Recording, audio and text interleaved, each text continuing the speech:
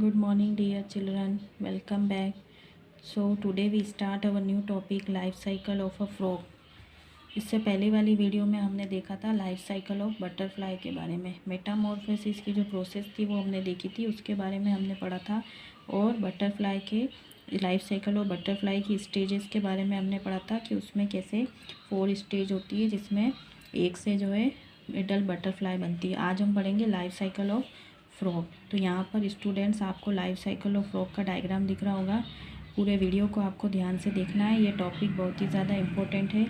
Exam में इसमें से प्रश्न आते हैं, क्वेश्चंस पूछे जाते हैं।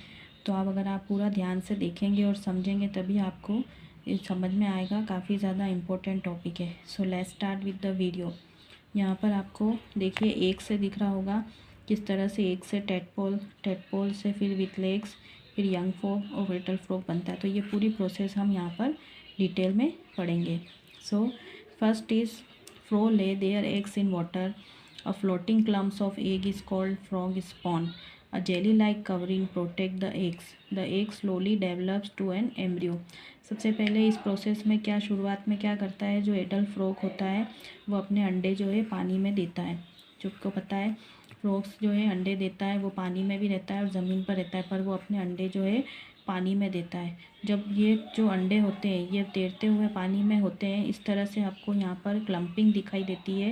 मतलब एक साथ कई झुंड में जब ये एक का पूरा मास दिखाई देता है तो इस एक के मास को हम बोलते हैं फ्रॉग स्पॉन। क्या बोलते हैं स्टूडेंट्स? Frog spawn. वापस से समझो कि ये एक का जो पूरा मास दिखाई देता है, क्लम्प ऑफ एग्स जिसको हम बोलते हैं, तो इसके जो लिए पर्टिकुलर जो टर्म है वो क्या है?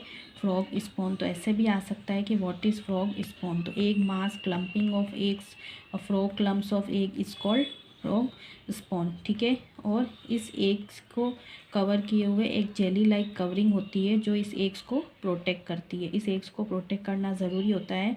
इसके ऊपर एक कवरिंग होती है जो कि जेली के समान होती है। फिर उसके बाद क्या होता है, जब ये एग जो अंदर रहते हैं प्रोटेक्शन में, तो ये धीरे धीरे डेवलप होते हैं और ये धीरे धीरे फिर किसका रूप लेते हैं? एम्ब्रियो का। आपको पता है सबसे पहले एम्ब्रियो बनता है और एम्ब्रियो से ही कोई बेबी बनता है। तो ये एक जो है वो एम्ब्रियो का रूप ले लेते हैं। फिर उसके बाद क्या होता है, while organs and gills begin to form, the embryo leaves off its eternal yolk. This supplies it with nutrients. जब क्या होता है, जब इस और एम्ब्रियो के अंदर ऑर्गन्स को हम क्या बोलते हैं? अंग। और गिल्स, क्योंकि ये वाटर में भी रहता है और पानी, ये एम्फीबियन है। Frog is a amphibian animal. जो एम्फीबियंस क्या होते हैं कि जो पानी में भी रहते हैं और लैंड पे भी रहते हैं। वाटर एंड लैंड इनका दोनों हैबिटाट होते हैं, तो इसे हम क्या बोलते हैं? एम्फीबियन। तो frog is an amphibian animal. तो जब इसके अंदर ऑर्गन और गिल्स जो धीरे धीरे बनने शुरू होते हैं, तो ये जो एम्ब्रियो होता है lives off its internal yolk and this supplies, इसके अंदर का जो एक का जो योक होता है वो इसको धीरे धीरे न्यूट्रिएंट सप्लाई करना शुरू कर देता है और इसी से ही वो अपना पोषण धीरे धीरे लेना स्टार्ट कर देता है। जब इसका धीरे धीरे डेवलपमेंट स्टार्ट हो जाता है, तो after its development period the embryo left its jelly shell and attach itself into a weed in the water. जब ये लगता है कि इसका डेवलपमेंट धीरे धीरे हो रहा है, तब ये अपना जो प्रोटेक्टिंग कवर होता है जिस पर हमने ऊपर पढ़ा था, जेली लाइक जो कवर होता है, उसे छोड़ देता है ये एम्ब्रियो।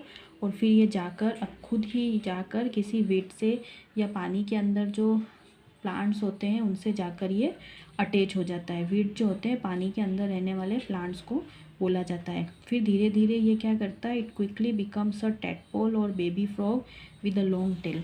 अब जो पहले ये एग में था, धीरे धीरे ये एम्ब्रियो बना और उसके बाद ये टेडपोल बनता है। जब ये धीरे धीरे टेडपोल का रूप ले लेता है, अब इसे हम टेडपोल या बेबी फ्रॉग कहते हैं। कई बार आपने इस तरह से पानी में छोटे छोटे टेडपोल को फ्लोट करते हुए देखा होगा, जिसकी लंबी लंबी टेल्स होती हैं। अभी इसकी धीरे धीरे टेल्स ग्रो करती है। The tadpoles grow with the wheat. जब ये टेडपोल्स वीट को खा के या वीट के साथ ग्रो करता है until is big enough to break free into the water. जब ये पहले तो अटैच रहता है, जब ये छोटा होता है और धीरे धीरे जब इसकी टेल ग्रो करने लगती है या वीड के साथ डेवलप होने लगता है, ग्रो करने लगता है, तो ये अपने आप को उससे अलग कर लेता है, सेल्फ कर लेता है। ओके। जब ये अपने आप को उससे ब्रेक कर लेता है, पानी के अंदर फ्री हो जाता है। It feeds on small plant and using camouflage to protect itself. अब ये धीरे धीरे क्या करता है, पानी के अंदर के जो प्लांट्स होते हैं उसे खाना चालू करता है, उससे अपना पोषण लेना चालू करता है, उससे अपनी ग्रोथ को आगे बढ़ाता है। और कॉम्यूफ्लैग जो होता है एक तरह की प्रोसेस या एक तरह की टर्म्स होती है। मैं आपको पता है कि जो परिस्थिति या अकॉर्डिंग एनवायरनमेंट या कंडीशन के अकॉर्डिंग अपना रंग कलर चेंज करते हैं, इस प्रोसेस को हम कॉम्यूफ्लैग कहते हैं। कई सारे कॉम्यूफ्लैगिंग एनिमल्स होते हैं, वो जिस कंडीशन में होते हैं वहाँ ही उसका कलर, जैसे इसका अच्छा बेस्ट एग्जांपल है कैमलियन गिरगिट भी अपना रंग बदलता है, जहाँ पर वो होता है सराउंडिंग्स के अकॉर्डिंग ही अपना कलर चेंज कर लेता है। ये ऐसा इसलिए करते हैं क्योंकि अब कि कोई जानवर इनको खा ना सके या अपने आप को उससे प्रोटेक्ट कर सके। तो ये कुछ प्रोसेस होती है कॉम्यूफ्लैग की। तो इस प्रोसेस को ये कंटिन्यू करता है और उस कॉम्यूफ्लैगिंग की प्रोसेस के द्वारा ही अपनी ये खुद से ही रक्षा कर लेता है।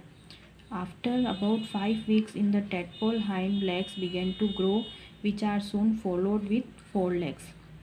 कम से कम 5 सप्ताह का जो टाइम लगता है, 5 weeks के अंदर अंदर जो टेडपोल होता है उसके हाइंड लेग्स जो होते हैं, पीछे के जो पैर होते हैं, वो ग्रो करने चालू हो जाते हैं। उसके बाद क्या होता है, उसके बाद धीरे धीरे इसके जो है 4 लेग्स, आगे के जो लेग्स होते हैं वो भी धीरे धीरे निकलने या बढ़ने चालू हो जाते हैं। जब ये इस कंडीशन से इस कंडीशन में आ जाता है, इसके हाइंड लेग और 4 लेग दोनों ही जो ग्रो करने स्टार्ट हो जाते हैं after 5 weeks। The tail become smaller till it finally vanishes. अब क्या होती है, जब टेडपोल के रूप में इसकी जो लंबी टेल होती है, लॉन्ग टेल, वो धीरे धीरे लेग्स आने के बाद क्या होने लगती है, छोटी होने लगती है, स्मॉल होने लगती है, धीरे धीरे कम होने लगती है, वैनिश होने लगती है। Okay, then lungs begin to develop. जैसे मैंने आपको बताया कि एम्फीबियन है, फ्रॉग क्या है, एम्फीबियन एनिमल है। तो जब ये पानी में रहता है तो गिल्स बिगन होते हैं, गिल्स ग्रो करते हैं, तो गिल्स के द्वारा ये रेस्पिरेशन करता है, ब्रीथ करता है। और जब ये लैंड पे आता है तो लंग्स के द्वारा। तो फ्रॉग ऐसा एनिमल्स है जिसमें दोनों जो हैं ऑर्गन्स डेवलप होते हैं, लंग्स भी डेवलप होते हैं और गिल्स डेवलप होते हैं।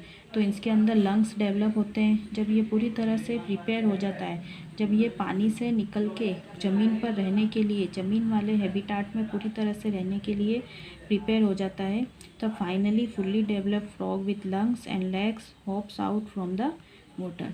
तब तक ये पानी से बाहर नहीं आता है कि जब तक इसके अंदर पूरी तरह से वेल डेवलप लंग्स ना आ जाए और इसकी टेल पूरी तरह से क्या हो जाए, इसे अपीयर ना हो जाए, और इसके जो ये लेग्स होते हैं हॉप करने के लिए, जो मेंढक है आपको पता है फदकता है, हॉप करता है, हुप हुप करता है, तो इस तरह से ये बाहर आने के लिए, जब पानी से बाहर आने के लिए ये पूरी तरह से रेडी हो जाता है, तब ये पानी से बाहर आ जाता है। तो ये कुछ प्रोसेस होती है एक एग से एडल्ट हैन बने फ्रॉग बनने की। तो ये एक टेडपोल बनता है, कुछ दिन ये पानी में रहता है, फिर इसको खाता है वीड्स को, फिर उससे अटैच रहता है, फिर जब ये फुल्ली मतलब बाहर आता है तो इस तरह से हमें नज़र आता है।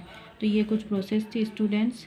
तो आई होप आपको पूरा वीडियो अच्छे से समझ में आ गया होगा, तो आपको ध्यान से देखना है। Okay, thank you.